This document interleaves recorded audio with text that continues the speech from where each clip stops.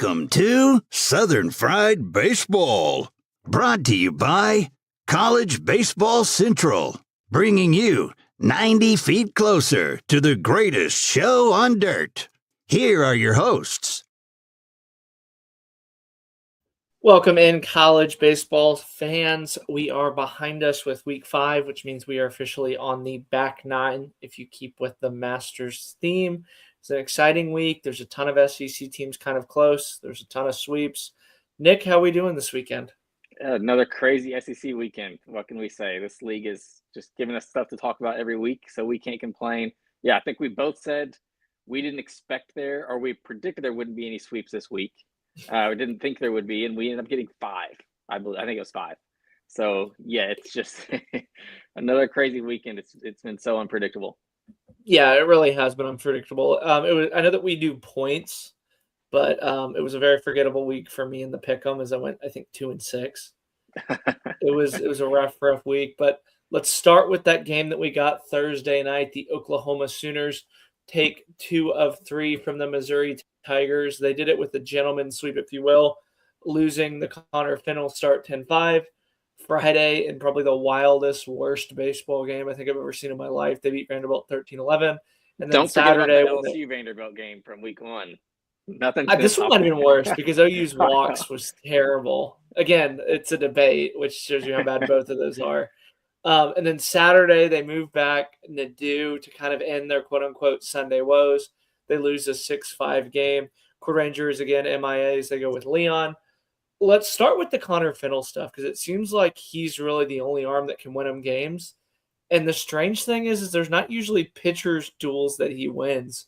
What do you kind of make of Vanderbilt right now? Because, they swept Tennessee, they beat A&M, and now OU on back-to-back Fridays, and nothing since. Yeah, this is your polar opposite Vandy team of usual. I'm actually buying into the offense now, which is crazy for me to say like 4 or 5 weeks ago. I actually really do like this offense. It's surprising that they have the second most home runs in the country, only behind Georgia. That's definitely not something I predicted coming into the season, and it's even after the first few weeks. So I would say the offense is there. It's just this is not your prototypical Vandy pitching staff. You talk about Connor Fennell. I think his ERA is I think it's up almost in the 6s now, and that's not great for a Friday guy in the SEC. So he's not winning shootouts. But what he's doing and the rest of the pitchers aren't doing is he's actually giving them length, which does help on Fridays. He's like, even if he's giving up 5-6 runs, he's at least giving them 5 or 6 innings for the most part, just battling through stuff. So that is probably the positive from him. And outside of that, yeah, this pitching staff is just in shambles. The flip side of that for the Oklahoma Sooners, they go in and take 2 of 3 on the road. They really kind of had a nice rebound. It's been kind of tough sledding against a red-hot Texas team and a red-hot Alabama team. Cord Rangers still MIA. They're still being very, very precautious with him. LJ Merciless, I guess, kind of came back. I know that they lost, but that was just a meltdown of a bullpen behind them. Yeah. Cam Johnson, yes, they won, but that was kind of a weird outing for him. It's weird because I think that I was fully prepared to just rip OU's bullpen because of how good it's been.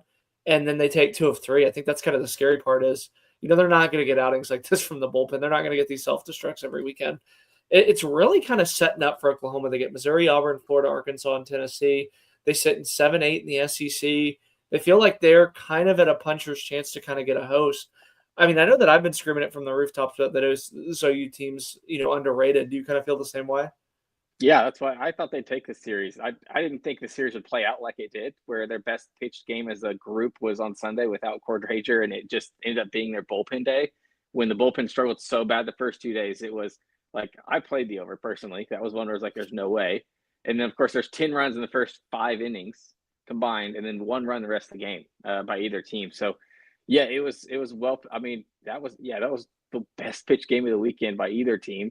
So it was very surprising, and that's not the type of game that Oklahoma wants to play, though. They don't want to get in shootouts, especially like they're not going to get in shootouts at home, especially. And they can't really hang from when they get in these games. They can't hang from a power standpoint with your A&Ms, your Georgias. I mean, your Tennessee. Name just about every other team in the SEC for the most part. That's just not how they play their game. So I think this was a very, very good weekend when they were out of their comfort zone and still found a way to win a series. Yeah, for me it was Kyle Branch who, he was benched in the midweek. They moved Jason Walk into third. Everybody's like, okay, is this kind of trying stuff out of what's to happen? He gets some clutch hits late. Jason Walk, the guy they moved to Yeah. third. That was them preparing to kind of start Dason Harris, who's kind of been missing opportunities. I mean, there's this outfield's been so competitive. What does he do? Hits his first home run of the year. Yes, the bullpen has a lot of work, but at the end of the day, I mean, this is what you're going to take going forward. Is just taken 2 of 3. I feel bad for any fans that were there for a 13-run first inning between the two teams. But I mean, it's just more of the same for this OU team. They find new ways to win. Obviously, the pitching is going to be better with Skip. The lineup's really starting to kind of come along a little bit. I did see it for Tennessee about how if it was, flipped, things go the other way. I think the same could be said about OU if that Texas series plays out a little bit different, and they're sitting at 8-7 or 9-6. We feel a lot different about them. But again, this is just kind of going to be the standard for this team. They're going to get better outings from Cam Johnson. LJ kind of seems like he's back. Lineup has a ton of punch. I think that this is a team that we could see rolling in the next few weeks. Wouldn't you agree? Yeah, absolutely. This is definitely a team that, and like I said, the reason they were competitive the last 2 weeks, and we talked about it, like Texas, we both felt like Texas and Alabama were top 10 teams at the time when they played them, and they hung with them. Like outside of that Friday game where they just that was sort of one of those, okay, we got blitzed on a Friday, and it was just your prototypical, it was Texas OU rivalry series, and fans were into it, and it happens sometimes on Fridays in the SEC. Like we've seen it happen. I mean, look at A&M. That was just like crowds matter sometimes in some SEC ballparks. So outside of that, like they've been in every game. Like they hardly ever get blown out. Their pitching staff for the most part gives them a chance. The offense finds ways to score runs. Like I don't even think Willits wasn't even great this weekend, and they were still so and he offensive. really hasn't been good for like a couple weeks. Yeah, and they were still so offensive. That's a great sign because I expect him, and I'm sure you do too, that like he's better than how he's been hitting. So yeah, that's a very good sign for them moving forward. Yeah, I'm really interested. If I was OU, I'd move him to second base, and then the kid that's playing third move to short. But he's fine he's fine defensively. I just mean his bat's going to pick it up. Yeah, I mean, obviously. Let's move on to the next one. Probably the biggest shock of the weekend for me. The Florida Gators go into Foley, take 2 of 3 from Georgia. That's 8-2 Friday, 5-1. They lost on Saturday, then 13-7. I think that Georgia's kind of quote-unquote pitching woes, where they have a starter, Chase Durley, really kind of came back to bite him in the weekend. Ironically, the best pitched outing for Florida was the loss because Liam Peterson. Shout out to our guy, Jacob Redner. This was the first time that Liam Peterson pitched 7 innings. It's kind of in his Florida career. It's kind of hard to believe as he's pitched into the 6 3 times. It was his best outing of the year after moving back. I think that this is a really, really good sign of things to come for the Florida Gators. But every time I say that, they end up kind of making me eat my words. So what do you make of this Florida Gators team? Yeah, let's see what they get Auburn next week. It just feels like, and they get them at home. It just feels like a trap where, okay, now Auburn's going to go in there and beat them because I can't figure out this Florida team.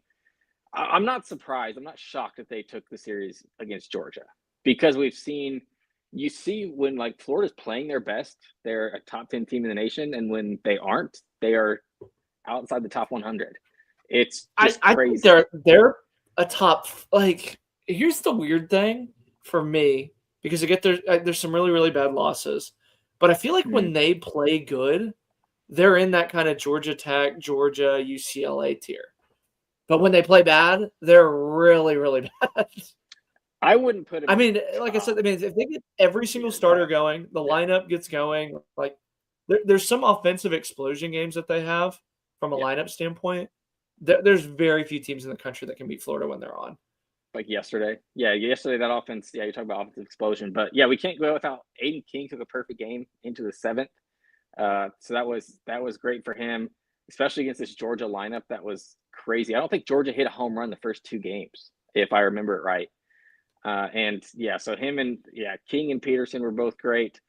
Sandifer kind of came back down to earth. That was bound to happen. Like he'd been pitching over skis the 2 weeks prior, where it's like he's a good pitcher, but he's not as good as he has thrown the last 2 weeks. And I think it kind of evened out. I don't think he's as bad as he threw yesterday either. I think he's somewhere in the middle, and that's probably all they need on Sundays. And that's because that's still top half of the SEC arm on Sundays when you get that version of him. from a Georgia standpoint,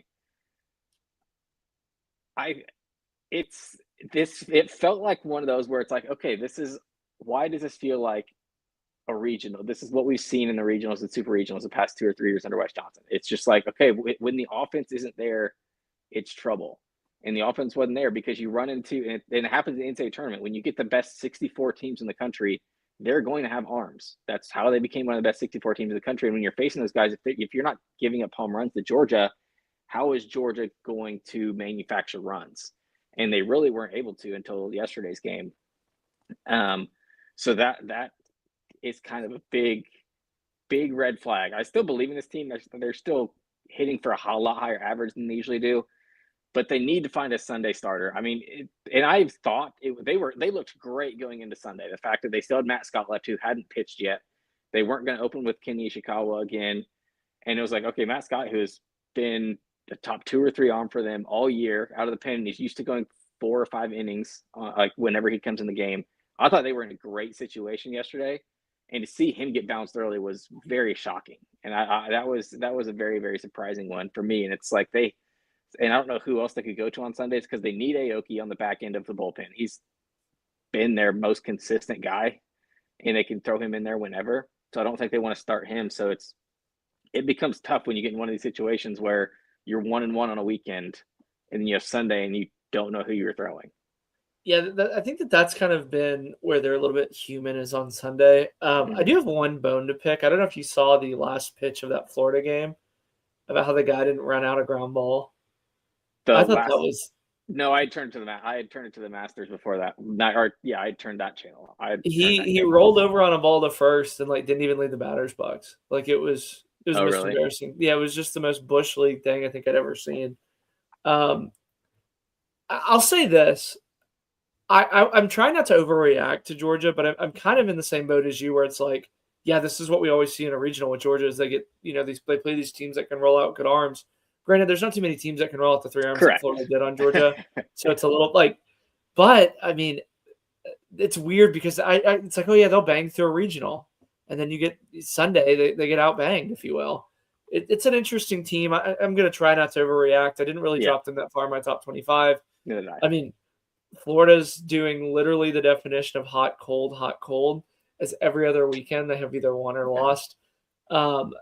They sweep Alabama, get swept by Alabama, then sweep Arkansas, lose 2 of 3 against Ole Miss, then win 2 of 3 against Georgia. I'm really curious to see what they do against Auburn and Texas A&M because these are 2 teams that are kind of trending in the right direction again. Yeah. But I'm excited to kind of see Georgia. I think that this is another one of those teams where they kind of feel like they're the best team in the SEC. They're the most consistent one. Yes, they lost this weekend, but I mean they were competitive in all their games, even if they weren't winning 2 of those 3. Yeah. But let's move on to the Texas A&M Aggies versus the Texas Longhorns. The return of Jim Schlossnagle on Friday, I would say, lived up to the hype from a crowd standpoint, and A&M did a really, really fantastic job in both games, getting the crowd into it early. Friday night they win 9-8. They held on late as Texas hit 2 home runs. Then Saturday they bomb rushed Luke Harrison in the first inning with a very, very weird rain delay, 11-4. Let's start with Texas. Dylan Volantis didn't throw. I don't believe Cozart threw. I don't think Crossland threw very many pitches. So it felt like they were kind of LaFew, I don't think pitched either. Like they were saving a lot of these arms for Sunday, and then Sunday never came. I mean, if you're Texas, I know you want to beat A&M, but this just feels like one of those humbling type weekends where Texas maybe had been punching a little bit above their weight class, playing with fire, but kind of dancing out of it. And then A&M kind of punished them a little bit with the dancing with fire. Wouldn't you agree? Yeah, I hardly dropped Texas. I literally have them 4th still, and Georgia 5th. So I hardly dropped them. I felt like the Georgia one you mentioned was close. Texas, this felt like one of those, and I kind of mentioned it, where you get bum rushed, and that just the situation was more than the actual games. I still feel like, personally, I still think Texas is the better. If this on a neutral field series, I still think Texas is probably the better overall team.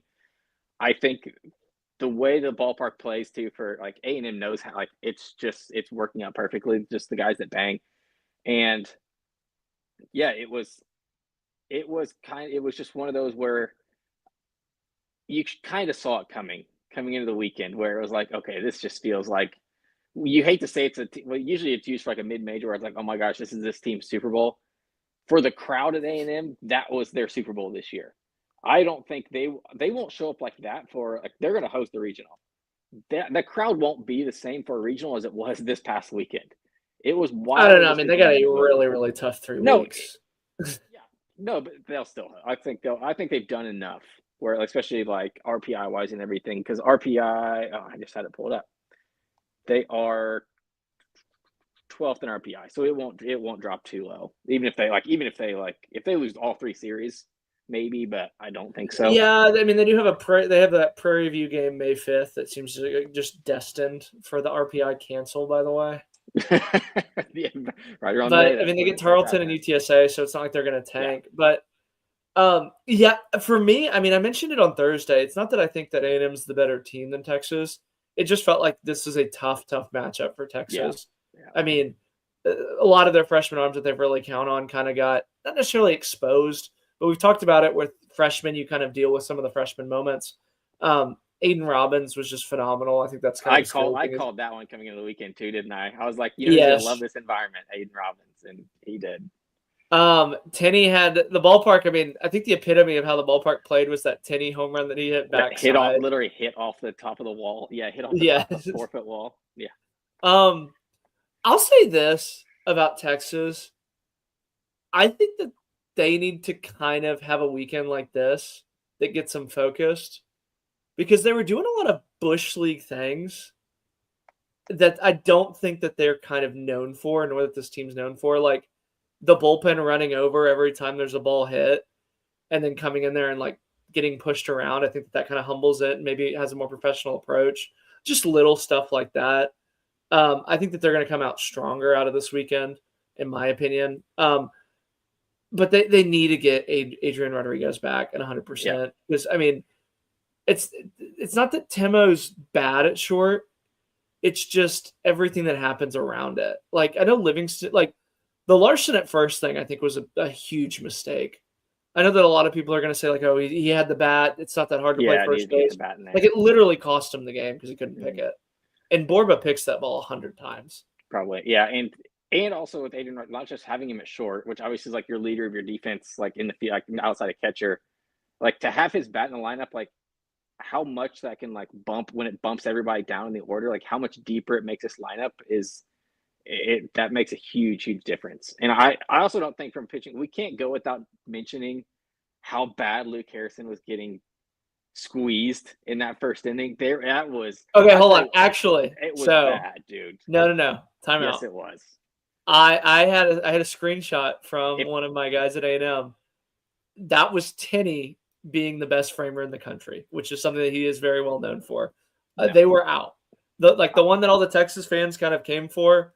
I saw. Granted, again, I saw a screenshot of it, but it was like a ball out. It was just Tenney. But there was like 3 or 4, and then all 3 or 4 ended up with like hits the next like 2 or 3 pitches later. It was just one of those. It was very strange. Like I'm not saying it was on purpose, but he was. What do you make, by the way? If obviously hindsight's 2020, but I felt like I would have still thrown Harrison after the delay, wouldn't you? Yeah, I mean, yeah, I don't think that was a mistake coming to put him back in coming out, especially a second game of the series when you know it's going to be most likely offensive. You don't want to already burn one of your top arms, like he got 1 out. I know a second, third 1 out when the rain delay happened. Yeah, it's just you gotta have your guys and you gotta trust them. And I think it wasn't like it was. I mean, it was what, an hour and a half, I think, maybe. Yeah, I was gonna say the only thing that, again, with hindsight being 2020, and even more so because they don't pitch on Sunday. But do you start Volantis there and then have Harrison start on Sunday? But then again, it feels like you're kind of playing with fire, which kind of brings me to the tail end because we're not going to get a chance to talk about it. What do you think they do with Volantis? Like, because he didn't pitch at all this weekend. Like, do they pitch him in a midweek throwing 15 pitches? Do they officially move him up to Friday? Because, Ruger has been sharp, but I feel like he has kind of warranted a little bit of moving back into maybe a Sunday role. Would you speed him up to Friday? Like, this is kind of the chance where if you're Jim Schlossnagle to get Dylan Volantis into the Friday role. Wouldn't you agree? No. I don't think so. I think if anything, this is the perfect spot, and I would almost put it at. Remember a couple weeks ago when I was talking about like the Jackson Jelkin stuff, where it's like he's been out for a year and a half. It kind of feels like we're getting that from Jelkin right now, where it's like, is he wearing that? This is now 2 weeks in a row, but we'll get to him. We'll get to Kentucky in a second. But I think for Volantis, with this being like him turning into a starter this year after just being a bullpen guy last year, and I'm not sure about what he was in high school, but I doubt he was throwing 100 pitches like all the time. Every week, yeah. Yeah. So I think it's a perfect like rest week, to be honest. And I think they use it as that. Like Ruger, and it's crazy like to think of his version of struggle is like what we've seen. Like it's not bad. He hasn't been bad. I still think you keep him. I think you keep the same order. I think you just literally use it as a rest week for Volantis, and it's like, okay, we just pick back up. You do your normal bullpen stuff throughout the week this week, and it's just like, hey, we got to rest your arm for a week, and now we're more perfectly positioned for kind of the stretch run. Yeah, they have lost 3 straight game ones, but it's not because of Ruger Riojas by any stretch of the imagination. But I mean, for Texas A&M, I mean, they got production from everywhere. Like Nico Partita, I think Grahovic had like a coming out party. I mean, like, did you see that one that he hit? I think it was Friday, where he pulled the ball and they were shifting him towards the gap, and he legged out like a triple. Like he was moving. Yeah, he can run for how big he is. People kind of forget that he was recruited as a shortstop. Like he's very athletic for like, you see how big he is and you think like, okay, this is a lumbering. You see him playing first base. It's like, oh, lumbering first base. It's like, no, he was a middle infielder coming out of high school, probably could still play there if he had to. And yeah, it was a great weekend for him. Like it was one of those where it's like, okay, in a series like this, you need your stars to step up. And yeah, literally him and Sorrell were awesome this weekend. And that was Copian didn't have the best weekend either. Yeah, that's what I was going to say. Yeah, Partita did, like you mentioned. Fair Harrison, I think, had 3 hits and 2 walks as well. So like, especially if he's going to stay in that, I think what is he in 7th? If he's going to stay at the bottom of the lineup, that makes the I think he's eighth, a lot different. 8th in Kellner, and Kellner's another guy that is kind of getting under. Like he's let me read this because this was kind of crazy about Kellner. Defense first. Yeah, they're putting him in there because they needed somebody to play short, obviously. This is from our guy Rick McDougal. 22% walk rate, 13% K rate as a freshman for Boston Kellner. Like they're putting the ball in play. But I think for Grahovic, I mean, he was the SEC Player of the Week last week. Like I think this is his 100%. Like this is what he was like as a freshman. Yeah. And he's kind of finally healthy. Like it's funny because every time he takes his batting glove off, you see like less and less tape on his hand. So I didn't even notice that. It's like an anti like aging thing where his tape's coming off. But yeah, I mean, they did, like Hakopian's going to start to come around. It's just kind of, he didn't really have the best weekend, but the pitching staff I think was phenomenal. I mean, you had Freshcorn and Lyons recording outs. I mean, they held a really, really good Texas lineup to 4 runs. And for this lineup, I mean, they're going to win 100% of the time if they keep teams under 4 runs. Wouldn't you agree? Yeah, pretty much. Unless they run into, Aiden King throwing perfect games and stuff like that. There's very few pitchers who are going to hold this offense under 3 or 4 runs. Absolutely. Yeah, and then they flipped Aiden Sims to Wes Demas, which again, if you're Michael Early, like you look like a genius doing that. Aiden Sims wouldn't have pitched if and then the rain delay obviously on Sunday. I think, in my opinion, Texas probably wanted to play that, and that's why. You want Volantis. Yeah, you want. You have Volantis. You have Cozart. You have Crossland. Thrown all their bullets. And, the crowd's not as rowdy. Well, they still had one bullet. They still had Wes Demas. Okay, well, we've seen that bullet go so many different directions, like that movie Wanted, where it just curves all the time. A&M's got LSU, Florida, and Auburn. They have a really kind of tough stretch down the road here. Again, it's the SEC. Everybody's kind of tough down the stretch, but usually the weird one. LSU and A&M, the team that's lost that series has played for the national championship the last 2 years. So kind of a weird series. Let's move on. The Kentucky Wildcats went to Auburn and lost 2 of 3, lost 12-5 Friday. They bounced back 5-4 with 5 runs in the first 2 innings. And then Sunday they get run rolled 11-0. Jelkin was really kind of terrible for them, and it really kind of set up for them to not really pitch through it with Cleaver on Sunday. How much of a panic do you want to hit on Ole Miss? Or sorry, on Kentucky. On Kentucky. They're 4-8. They're 4-8 in the last 4 weekends. Since they swept Alabama. Like, I mean, they still get Vanderbilt, they still get South Carolina, so they're probably going to get to that magic number 13. But I mean, man, it's tough to defend them like for how they played the last 3-4 weeks.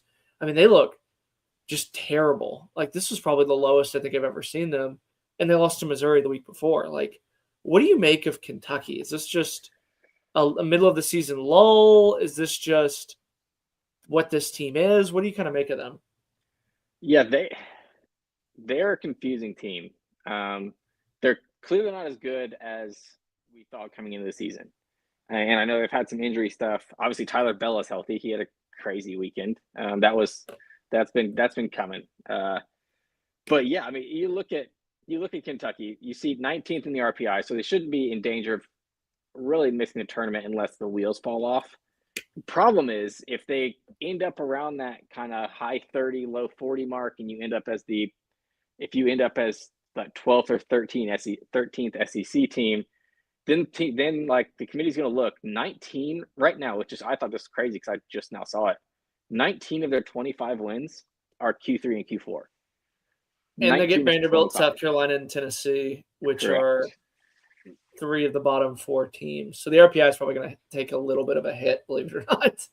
No, I don't think. I mean, well, RPI wise, yeah, Vandy and South Carolina. I mean, Tennessee's RPI is 24. Tennessee's 9th in the SEC. We'll get there because, like I said, we'll get there. Yeah, you said Tennessee will be 15th after the weekend. Now they're 9th.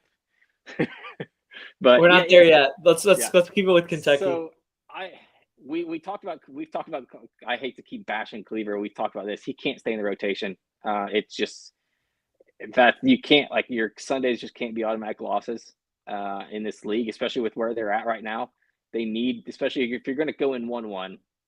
They probably should have lost that game Saturday. I was shocked that they hung on to that 5-0 lead. Like, they just decided they just shut it down after the first couple innings, and it looked like, I was watching every inning of it, and it was just like, it was a 5-4 in the 7th, and then they like picked. That was the weird part, was the bullpen like really slammed the door. Well, they were even making errors on defense, and like they were making base running mistakes on. It was so strange that, like, it almost looked like they were like trying to lose, and like they held on, which was a good sign. And then just got bum rushed on Sunday, and that's the difference in arms. Like, you kind of look at the two arms between Cleaver and oh my gosh, why am I forgetting his name? Petrovich. It was you look at those, that's the haves and the have-nots. Yeah, the difference in those two arms that's a huge gap, and it's kind of panic time. You probably win. Obviously South Carolina, that's a series you should win. Outside of that, I don't see them winning the other two. So, like, I don't think they beat Vandy. Like, they can't keep up offensively with Vandy right now. But where's that game at? Is it at Kentucky? Because that could actually. Okay, so then we'll see. I mean, here's the thing, though. Travel. If they move back Neto and keep him in that Sunday role, which I imagine that they'll do. I mean, Kentucky's been outscored 45-19 in Sunday games since they swept Bama. Like, they, for as much as we like to shit on Missouri Sunday, as much as we like to shit on Vandy Sunday, like, Kentucky really is kind of right there with them. They're going to have enough wins, I think, to make the tournament. But, I mean, this team screams regional balance, unfortunately. Again, they still have 3 weeks to figure it out. Actually, they have 5 weeks to figure it out. And this could be just a middle-of-the-season lull. But, I mean, they have a lot of talent on paper. It's just this bullpen cannot get out at all to save their life. Yeah, and they're not really – and like I said, they're not really scoring either. Like, they're not manufacturing runs like they normally do.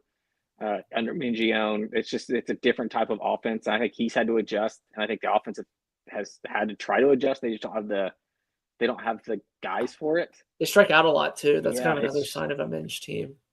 It's just So It's weird because this is his most talented team, but it's also his most by far his most talented. Like it's his most unminged team too. Yeah, exactly. Like, which is sort of like, and that's been part of like, and that's one of those situations. Like, there are guys where it's like you look at MLB guys, they're not necessarily your like, hey, we're just gonna bunt and we're gonna move guys out. Like some teams are built like that, some teams aren't. And when you get like, and it's actually crazy to think, but it's true. The more talent you acquire, like there is a mental part where it's like, okay, I wasn't brought in here and I didn't come to the SEC to bunt every 3 at bats. And like there's certain like it's just kind of a mindset type of thing.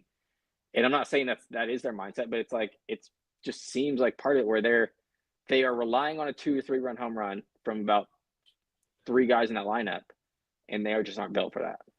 Yeah, I mean, it feels like they just love to strain runners too. And again, this isn't just this they weekend. Get on and they're waiting for somebody to hit that 3 run. I mean, this is like a 4 weekend thing. And I'll say this, man, like I saw them at the LSU Friday when I saw them, like everything that they did that night was like epitome of Kentucky baseball. And since then that they really haven't like at all. Like even that Missouri, even that Saturday game, like you said, it was errors. It was the bullpen kind of being shaky. The flip side of that is I don't think Jelkin has a start like he had last week. So for as much as the sky's falling, but the flip side of that is, he is the most used pitcher in the SEC. Like I think he's top 5 in innings. He had the Tommy John thing. Like he might be running out of gas. Like we've seen a lot of teams, like Rob Vaughn, Alabama teams that run out of gas. They might just be running out of gas here a little bit. Obviously, 5 weeks is a long time, and this could be something that we look back on and laugh and talk about how wrong we are. But right now, I mean, this just seems like tough sledding for Kentucky. Yeah, it does. It does. Flip side of this, Auburn back-to-back weekends for them. Are they kind of back? Bub Terrell had a home run. Rembert had 3 RBIs. Sunday, they just kind of took it to them like you blinked, and it was like, oh, we're going to run roll them. Is this kind of a sign of things to come for the Auburn Tigers? Yeah, I never thought they really went anywhere. It was, I mean, they had some tough luck. I mean, you look at it, the Arkansas series win looks even better. Getting swept at Alabama is one now where it's like you look at that's kind of what started the Alabama run, and it's like, okay, I guess that's not completely surprising. And then their other series loss was to Texas with 2 one-run games. So I still like this team a lot, and I think we're going to find out even more, especially offensively, when they go to Florida this weekend. I'm hoping it starts Thursday, so I'm interested to see what both teams do with their starting staffs, especially since Aiden King just went from Saturday guy to Friday guy. Will they immediately go Thursday too? Because then it's like, okay, we give him short rest in 1 week, and then we're going to immediately give him short rest again. Could be interesting. Obviously, I don't think they go. I wouldn't. Think Auburn did the same thing too with their arms. Well, no, because if you think of it, because remember Alvarez he skipped his midweek. He had been starting the midweeks and skipped it, and then he immediately started that Friday or that Thursday. Yeah, I guess that is true. I was more talking about how they moved back. Oh, yeah. So Marciano, yeah. So I don't know. Hopefully, however they work it out, I hope we get an Aiden King versus Jake Marciano matchup. I don't care if it's on Thursday or on Friday. I just hope one of those I hope it's those two matching up with each other. As good as both these pitching staffs have been, I think Auburn still statistically is the best pitching staff in the SEC, which is, when you look at it, is crazy to think about. It's Texas, by the way. Is it now? Do they pass them? Based on runs. I saw a graphic because Texas is top 10, and Auburn's right there. The surprising one is Ole Miss is top, I think 15 in runs allowed. Oh, and runs allowed, yeah. Yeah, they're kind of a low-key pitching team. Yeah, I'll have to look at you can reason I was fact check me on that one because I kind of glanced. The for point of the graphic, by the way, was about Ole Miss. Ironically. Yeah. I guess from a runs allowed standpoint, but yeah, different factors and stuff. So, but I don't know. Or maybe I bet what I was looking at was starting pitching. Yeah, it could have been. But yeah, this is going to be an awesome weekend. I think we're going to learn a lot from Florida and Auburn. But to come back to this weekend, I thought Auburn was. Man, they're great at home. And it was one of those, it probably should have been, like you've asked them, they probably felt like they should have swept. I agree. I think they probably should have. I think they feel like they should have won that Saturday game. And I think Yeah, coming up, you look at they're 8-7. They're one of those teams that is probably like you're looking to be a host. RPI is at 10.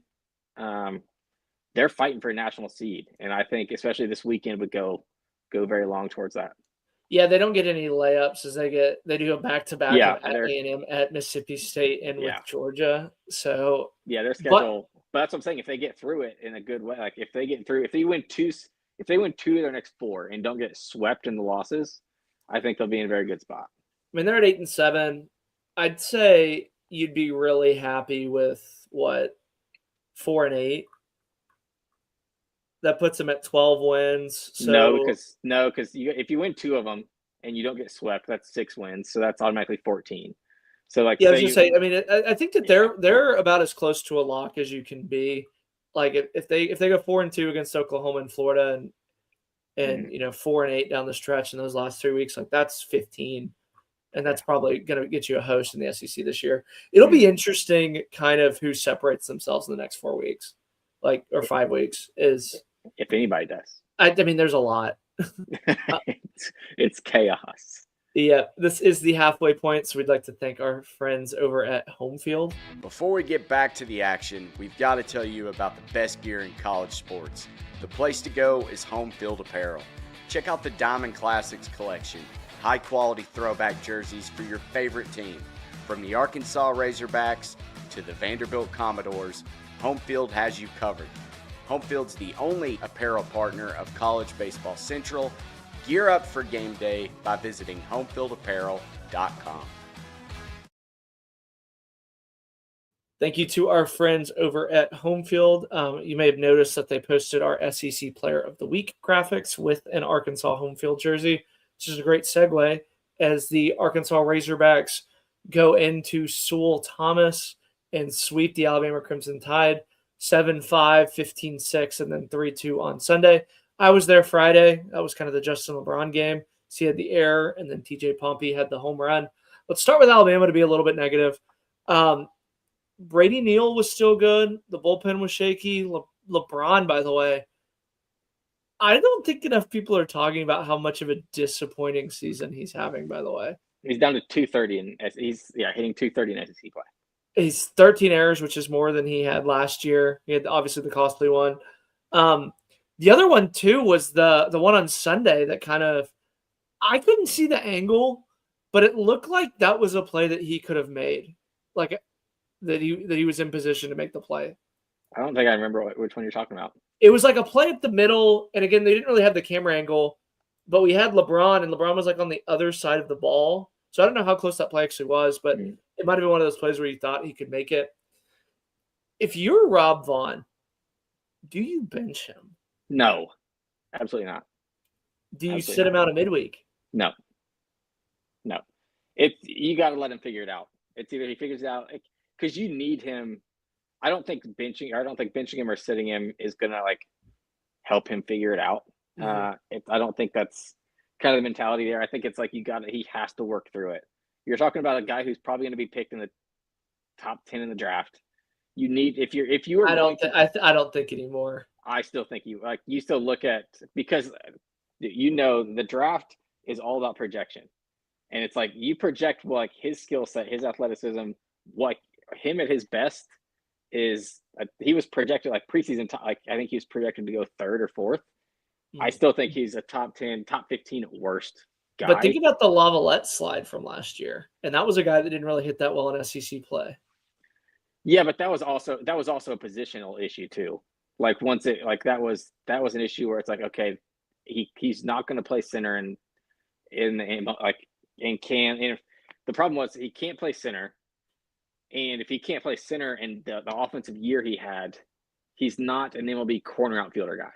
So that's kind of what made Lavalette fall. It's so he was kind of stuck in between a weird place. LeBron's a shortstop, and you get him with defensive coaches in the minors, they will fix his little issues. Because you look at some of the plays he makes, like the one he made in the 6 hole, it's like nobody else in the country makes that play. Well, there was one that he had in the first inning where it was off the pitcher's glove. Yep.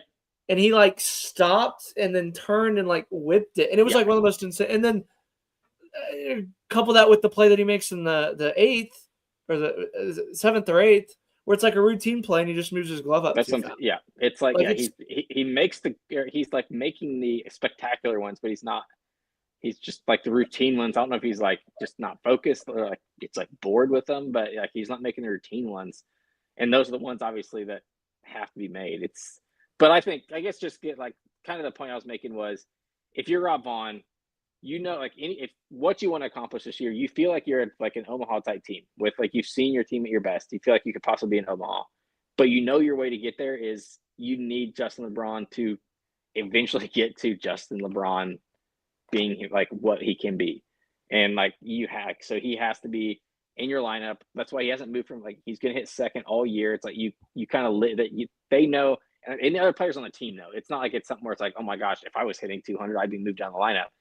But they know who their guy is, and it's still him, and it has to be him for them to accomplish what they want. Yeah. The other thing too is Eric Hines is the DH for him, and they play Trace Kronberger too on Friday night.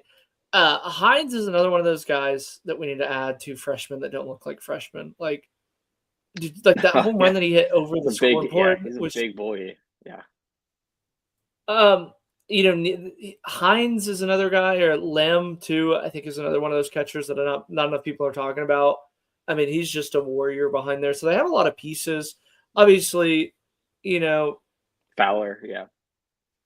The bullpen isn't going to self-destruct the way that it did. Like Heiberger, Adams isn't going to pitch the way that he pitched on Saturday the entire year. But this Adams is now like he got him 6 innings. I know he gave up 4, but he still got him through 6, and that's like they were in a place to win that game until like they had a chance. He gave him a shot. But this is now the 3rd year. Like I feel like it takes like a leader of this team that's not like a coach, because there's a lot of probably thoughts that are starting to slip in of, hey, we've been really good in March and February the past 2 years. Then April and May rolls around and we slide and kind of hobble into the tournament. Arkansas kind of comes in, beats them around. Like you probably start to have a little bit of doubt, like, hey, are we about to go slide again? It's going to take some kind of real leaders on that team. But let's be more positive. Let's flip it over to Arkansas. They move Gackle out of the Friday night roll into the bullpen. They use him twice. He records kind of 2 massive innings for him. Parker Coyle down the stretch. They used McElwain twice. Kojal was great. Pompey really kind of rolled around. Yeah. I mean, this is the Arkansas Razorbacks everybody kind of thought at the beginning of the year, wouldn't you say? Yeah, that this weekend was. Now let's see can we do it 2 weekends in a row? Like, can we get this Arkansas team to be consistent? That's a huge question. I mean, yeah, moving Dietz there looked like a brilliant move. Obviously, Gibler was good on Saturday as well. So yeah, it was. It could just be they still need to figure out Sunday, obviously. But it really is one of those that, yeah, this is the Arkansas team we expect. And it just does feel like, okay, Dave Van Horn's going to figure things out. One of the best coaches in the country for a reason. And could this be the weekend that kind of like, okay, this is when they came alive, and we look at it like 5 weeks from now, it's like, yeah, that was their springboard. Yeah, I could see Mike Anu kind of get rolling again too, as well. As he needs to, yeah. I mean, both of them, I feel like they're like the transfer boys in a negative way. So I think both of them. But in baseball, I mean, you know it as well as anybody, Nick. Sometimes it just takes that LeBron era that ignites it, and then you blink, and 3 weeks in, they're right back in it. I mean, it's a solid team. They've got their kind of hot out of the way. They said 8-7. They still get Missouri. They still get Oklahoma. That Kentucky at the end of the year is kind of looking a little bit better. Like, I mean, is this kind of going to be Arkansas rolling again, or do you think that they kind of have a Stetson weekend again where they're we're not really as good as you think we are? I want to see it first. Let's see it for 2 straight weeks. Because you remember they should have got swept last week. It's just one of those where it's like, okay, this is, like they were great this week. Can they do it 2 weeks in a row? Because I feel like this is, I don't know how they've fooled us multiple times already this year. So we will see moving forward. But yeah, I think they didn't strike out as much as normal this weekend. I think that was like, you look, when they don't strike out, the team is talented enough offensively where they can put runs up. And yeah, you get some of these guys getting hot, completely changes the outlook of this team, especially if they can figure out the starters. Like if they find an answer, which you kind of trust Van Horn to by the end of the year, yeah, this team could be dangerous. But before I put my stamp on that, yeah, let's see it for 2 weeks in a row. They did kind of get a little bit of a South Carolina curse. I did go and look it up. Teams that play South Carolina the week after like flop. Like Texas this past weekend, Florida did it, Arkansas did it. Interesting. Like, there is kind of a little bit of a South Carolina curse brewing. So that maybe this is the curse breaker, if you will. But speaking of South Carolina, they go into Columbia and remind everybody that they are the 15th best team in the conference, not the 16th. 5-1 Thursday, 1-0 Friday on an unearned run, and then 6-4 on Saturday. And I would argue that 6-4 game was obviously a lot bigger gap than that score would lead you to believe. We're going to kind of be quick on this one because we're starting to kind of run close to time. But I don't know what to make of this weekend. Like, this just feels like a nothing burger for me. I'm not even going to try to lie. I watched every single series this weekend except for this one. I didn't watch a single inning of it. And it just so happened to be every time this was on, like I even have 5 games going at a time. And this one just never made the top 5. I watched the Kellen Brink start. That was the only game I watched. The first one, yeah. Which he was great. Yes, but Ant Phillips was better. That's probably what I'll take.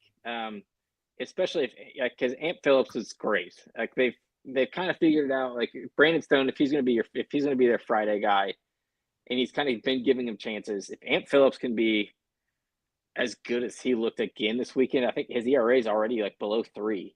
And that was coming in, I think that was coming into the weekend, so it's going to be even lower now. That it kind of gives them a chance to win games that they probably shouldn't. Like, I'm not saying this isn't going to be a tournament team by any means, I don't believe, but it gives them teams, and it makes them it makes them a scary team for teams that are coming into like Columbia or that they're facing, because like, okay, this isn't just going to be a walk in the park if we're going to have to face these 2 like Friday and Saturday arms that are like that at least recently have been very good. Yeah, obviously, if you remove kind of Friday night in Arkansas and Sunday against Florida, which was kind of like the Monty Lee bookend. Yeah. I mean, it's 1 run allowed, 3 run allowed, 3 runs allowed, 4 runs allowed. 5, 3, 3, 1. Like they can pitch on Friday and Saturday, and if they get the right combination, do they go 10-5 and make the tournament? God no. But I mean, they're going to steal. They're not going to. This isn't going to be the end. This isn't going to be their last wins. No, they're Mississippi State, Kentucky, LSU, Alabama, Vanderbilt. I mean, these are teams that are probably going to be fighting for tournament space, especially like that are probably from a fan perspective going to be counting on 3 wins. And I think there's going to be a few fan bases that absolutely crash out. Yeah, because Vandy's last weekend with them, right? Yep.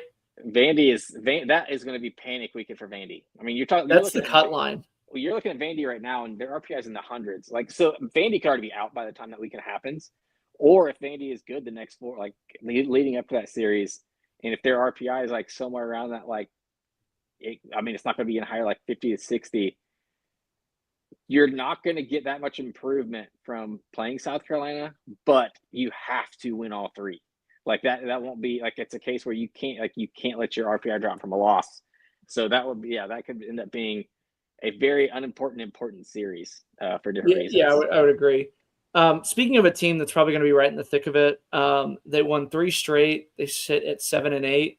So this is 7 wins away, actually 6 wins away from making the tournament. The Tennessee Volunteers go into Dudy Noble and win 3 straight, making it 11 straight over Mississippi State, 6-5, 6-2, 7-2. I was there on Saturday. That 6-2 game might as well have been 10-2. Appenzeller threw an absolute gem on Friday. They will go Arvidsson on Saturday. Sunday, they kind of figure it out. I've been saying it all year that I think for this team to be successful, they need to make the decisions of Josh Elander as easy as they can. And being up 5-1 in the 7th and running your starter out there, obviously, he was really tired. Tegan Kuhns was really tired. It was an SEC long. Gives up a long ball, but no harm, no foul. Like you have a lot of cushion for that. And I think that that's what this Tennessee team needs to do is they need to have Arvidsson go 5-6 innings and not even be questioned. And, 3 straight, like Are the Vols back, by the way? Well, I've talked about this, that they didn't go anywhere. They just couldn't figure out ways to win those close games. Like we talked about it, like they should be flipped. If they could easily be 10-5. I know there's so many graphics out there showing that. Obviously, they haven't earned it, so they're not 10-5.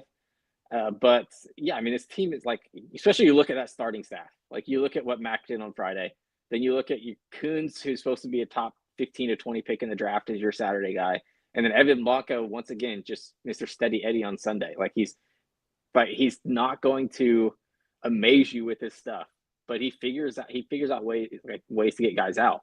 And then the way they're piggybacking too, like we've talked about this, it's like this has worked for Tennessee in the past. Cam Appenzeller as a freshman is a freaking dog. Like that, he's the biggest cheat code in college baseball. He's so much fun to watch too because he is built. You talk about these freshmen who don't look like freshmen. He looks like a freshman when you see like he is like can't be more than 175 pounds, lanky guy, but his stuff is dirty. And there's a reason why he was supposed to be a late first, early second round pick out of high school, but decided to come to college. It is dirty stuff. And do you think they start using him twice in weekends? Because obviously, like, not if the weekends go like they should. I mean, if Mac goes 7, Coons goes 7, and Blanco goes 5, he just needs 5. Do you use Appenzeller for 2 on Friday and then speed him back up for 2 on Sunday? No, because I think you're only going to get. I would say like the best case scenario is I think Mac. I think you try to get 6 out of Mac and Coons, and like just because they're both kind of high velo, high effort guys. That's why we've kind of seen this, and it's kind of 2 weeks in a row where they've kind of like they've tried to stretch them into that 7th inning, and we saw Matt give up 2 home runs. I mean, and then Coons got kind of ambushed for 1. So I think they had the same mindset as you, where it's like, hey, if we can kind of extend these guys, that makes it a lot easier in our bullpen, which obviously it does. But with those being such high effort guys, I think you kind of trust. I think you have to trust that you're going to get Appenzeller. You get everything you can at Appenzeller. I think that's 2 weeks in a row where he's thrown over 50 pitches in his outings. And then whether it's Saturday or Sunday, the game you need to win, where you have Arvidsson there, and it's probably going to be the same type of thing. You want 40 or 50 out of him too. And like you want to get through. If your Tennessee's way to win is 2 of your games, you use 4 arms, and maybe 5, maybe 5 if there's like a matchup spot for like Brady Frederick in there, like just a submarine. But yeah, it was good to see, and I think the best thing they did was they took the crowd out of it. Like we talked about this crowd going into it, where it's like, okay, this is the worst time to go to Starkville. Oh, they were out of it. They just got swept, and the fact that Tennessee was able to take a lead all 3 games kind of took the crowd out of it, and it made them a non-factor. I think the thing for me was that really kind of exemplifies it was they had first and second. I think it was no outs, and Jay Abernathy lays down a bunt and like a safety squeeze, and they beat it out. So they have, runners at the corners. Jay obviously steals a pitch later, and then a sac fly. Like I think that's a lot of the things that Tennessee just hasn't done, so they can start to kind of figure that out. Hayden Travinski gave me a quote like 2-3 years ago about how like what really clicked for him at the plate was when he turned those kind of 0-2 into pokes. And he said it'll raise your batting average like 30 or 40 points. I think that if Tennessee can kind of start to figure that out with the strikeout numbers a little bit, and we saw it with Jay Abernathy kind of choking up, putting that ball down the line, like this is a Tennessee team that's athletic enough to play in an athletic way. Wouldn't you agree? Yeah, he was a lot better too, because he was the guy that I even said, like, because that's the reason, like we had it in the Diamond Report where, like I said, he was going to be leading off, and he was sort of supposed to be the X factor of this team, was because he was supposed to be that leadoff hitter. This weekend was the first time it really clicked for him. I think he had 3 doubles, looked great, like 2 different bunts, 1 for a hit. You mentioned the one that was supposed to be like a squeeze. It was very good from him, and I think because that extends the depth of your lineup. You already talked about, we know the guys at the top that are hitting. Henry Ford's still a freak. We know he's very good at hitting baseballs. Kind of just what he does at this point. It's the defense also I think it's very underestimated how good, because Manny Marion has been so good at the plate, and that was kind of the part that needed to show up from him, was like, okay, how good can he be offensively? Like, I kind of knew it, and we've seen it in like spurts. He's been very, very, very good, especially in SEC play at the plate. But then what he brings defensively at short is, God, he's so good at short. Like I would say, like obviously Milam defensively is the best shortstop in the SEC. I would put Marin in second. Yeah, like, just from a defensive that standpoint. Fielder's Choice play he made. The one was on Sunday where it was like he he never should have got to it. The hard one hop, and then off the wrong foot turned and threw it to second, and threw it to a guy who's 5'6", like, so that it makes it even tougher. Let's kind of change gears to the other side. This is now 6 straight SEC losses for Mississippi State. It's 10-9, 3-1, 6-5. So not really like they've been in it, but I mean, man, this offense just looks lethargic at times. They were hitting the cover off the ball like in non-conference and through the first couple of weeks in the SEC, and I mean the last 2 weeks, like it's been terrible. I did see a funny meme where it was have you ever seen that like Chris Lemons meme where it's like a lemon in a Mississippi State baseball uniform? No, I don't think so. Actually, I probably had, just don't know what you're talking about. It's like a fat lemon. Well, somebody made it with like the same type of meme, but with an oak tree. And it was like same shit, different year or something like that. I don't know. That's 6 straight losses in the SEC. Yeah. I thought this was crazy. At 5 straight losses, there's only been one team that's made the tournament. And at 6th Street, they've never had a team that's made the tournament. The flip side of that is they did win 6 in a row against Ole Miss and Vanderbilt. So it's weird because, like, it's not like 6-6 over 4 weeks isn't terrible and any reason to panic. When you look at that, yeah. They do get South Carolina. They do get LSU. But, I mean, it goes Texas, Auburn, A&M down the stretch. So, I mean, they definitely have to feel like they're going to be at 11 or 12 wins in the next 3 weeks. Yeah, and that's what – if you said it like 3 weeks ago, you're like, hey, Mississippi State will be tied in SEC wins with Kentucky, Oklahoma, Tennessee, and Vandy. You're like, wait, what? What happened? Did they lose like half their team to injuries? Obviously, they need McPherson back. That's first and foremost. They said 2 to 3 weeks, and that Oak was hopefully optimistic that it would be before the tournament. But yeah, offensively, like the pitching staff though wasn't terrible. Like you expect, if you're Mississippi State with like the offense you've built, if you kind of give up 4 runs, 5 runs, 6 runs, you think you have a good chance to win, or at least you would feel that way. You can tell by what the things they're doing with the lineup. When we talked about this, like this goes back for us talking 6-7 weeks ago, where it's like, okay, do they need to find answers? And like it just seemed like everything O'Connor was doing was clicking at the time, where it was like, oh my God, like he pinch hits this guy, 2-run double in the gap, and like, or he pinch hits this guy defensive replacement, makes a diving play in the outfield. Things were working so well. It's almost like they've reverted to the mean and then gone over it. It's just like strange where it's like now nothing is working. Like they've even tried, we talked about where you asked, like one of our questions that you asked me, you said, who's the best hitter in the SEC at the bottom of the lineup? And my answer to you, Bryce Chance. And then they move him up to 2-hole and he goes over. And that's the thing. And now they've had to move him up to 2. But what that does, he goes over. But then that also like that like shortens your depth of your lineup so much when like you lose one of the best kind of hitters at the bottom of your order to move him at the top. Ace Reese hasn't really been Ace Reese lately. That's been a big thing. Teal's been okay. Well, he was injured too, so you got to remember he's probably not 100%. Garrett Fry's been very good. That's a guy, and he's one. He didn't play Sunday though. I thought that was weird. That's what I'm saying. He's one of those. I was just about to say he's one for right now at least needs to be in the lineup every day. That is one of the ones, like that's a change I would make where it's like he needs to play. I think they're starting to panic because I don't know if you saw that the shorts. I forget who it was, but he didn't leg out a fly ball in the first inning and he gets benched.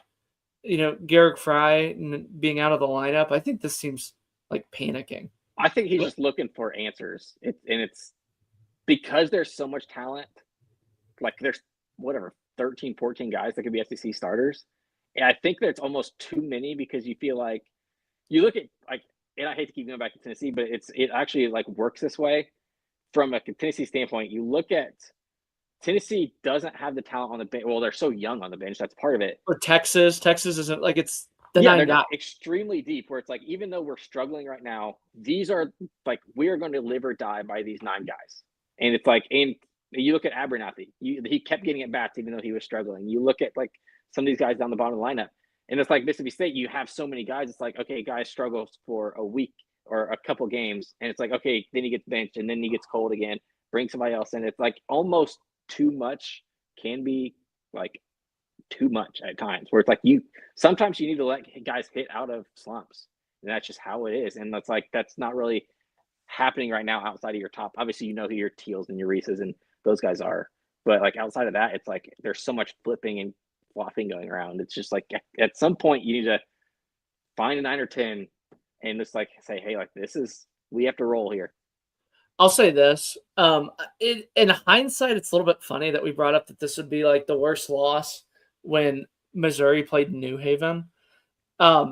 This feels like a must win this weekend if you're Mississippi State. Like if they lose 2 of 3 to South Carolina.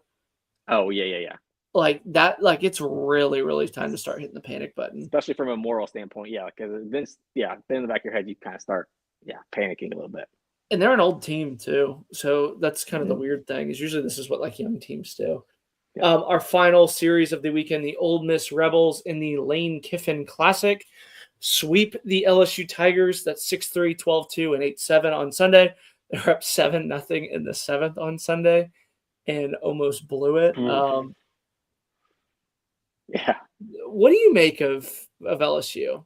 Because it's easy. It's this question you asked me Thursday. You said, okay, so like I can't remember how you worded it, but it was something like, is this going to be the point where we say like, okay, this is where this LSU team turned it around?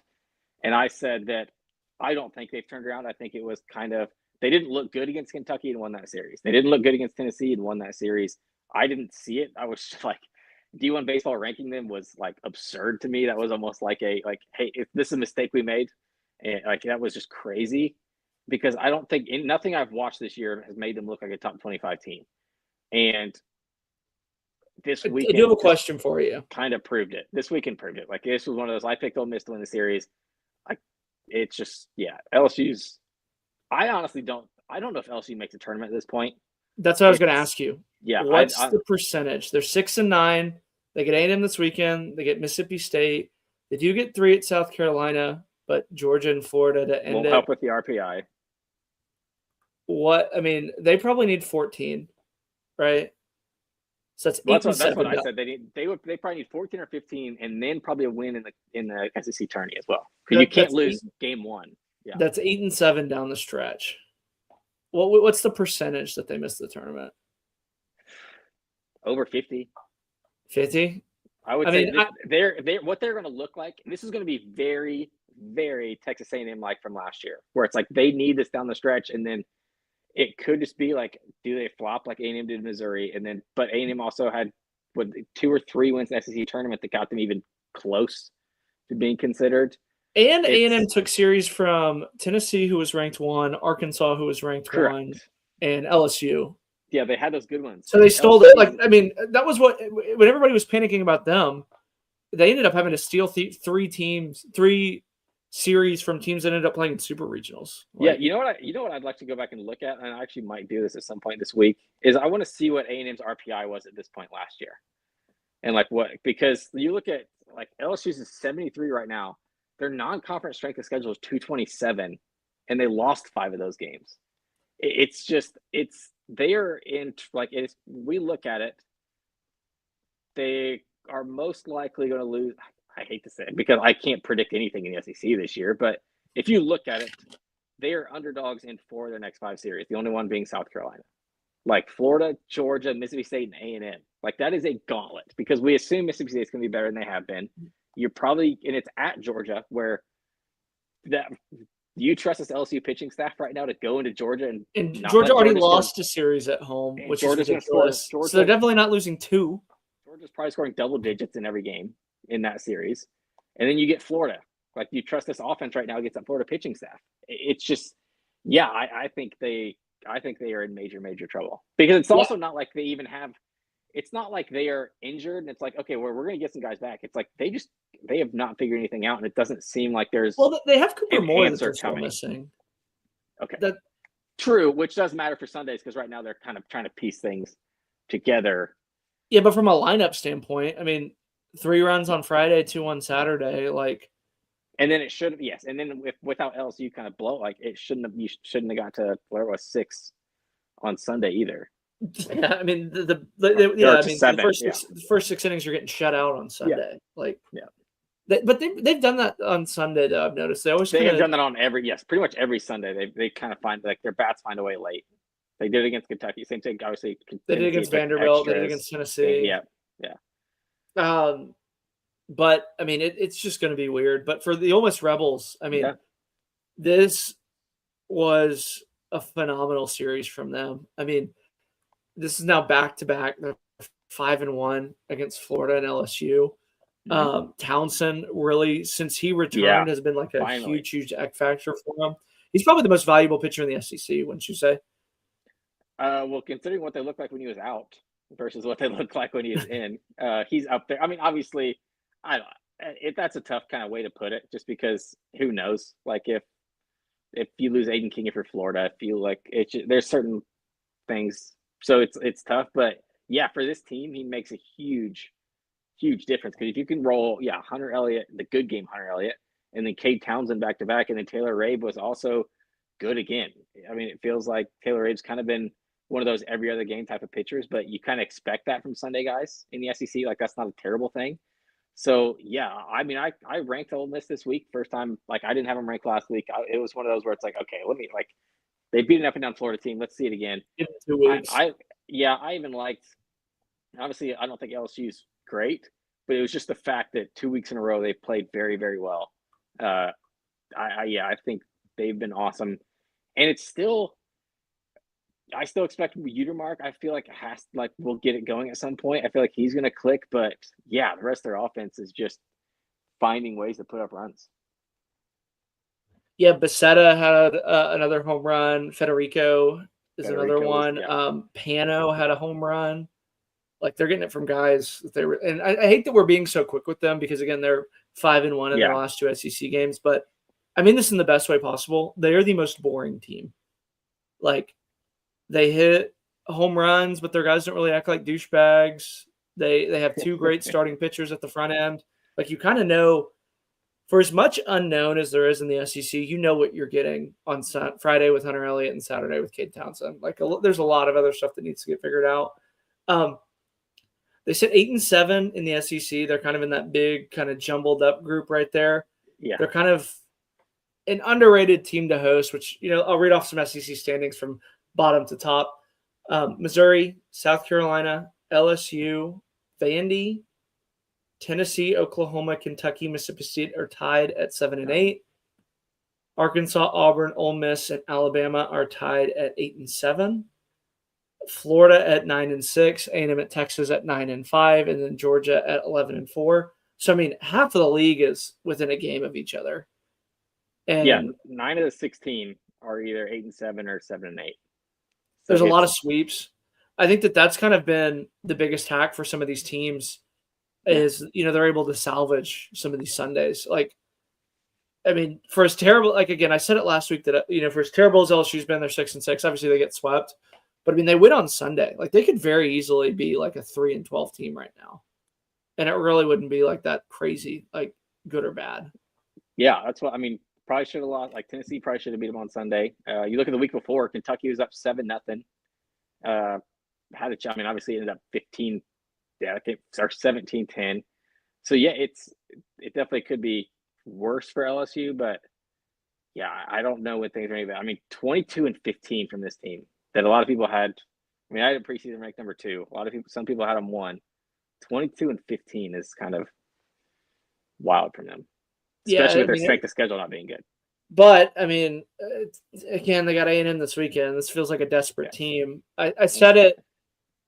I said it to a Mississippi State fan, and I wish I would have tweeted it, because it's like Tennessee played like a desperate team last weekend in a good way, and I think we might need to see that from LSU. Like, they need to play like a desperate team.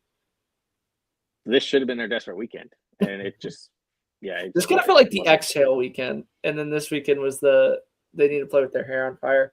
Well, yeah, because I don't know, A&M's going to bang that freaking pitching staff around the yard. Especially, like, the problem is when you face these A&M and Georgias, the last thing you can do is give guys free bases because of the power they have.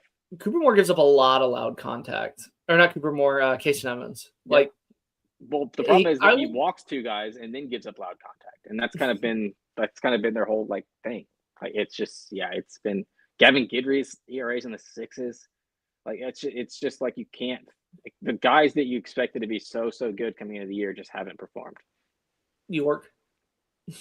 Oh, well, we could go to the offensive side of the ball. Yeah, Yeah. That's the same. Yeah, pretty We much. are running out of time here as we did go a little bit into the Rydell report. That is all that we have time for. We are going to be back here Thursday. So we're breaking down that game right before. I'll be at LSU A&M on Saturday and Sunday. Another great weekend ahead in the SEC. I will be here. Ole Miss. I will be here in Knoxville. Ole Miss Awesome. at BT. Should be a good one. We will have our all SEC picks coming out Wednesday, so be on the lookout for that. Thanks, everybody, for tuning in. We'll see you back here on Thursday.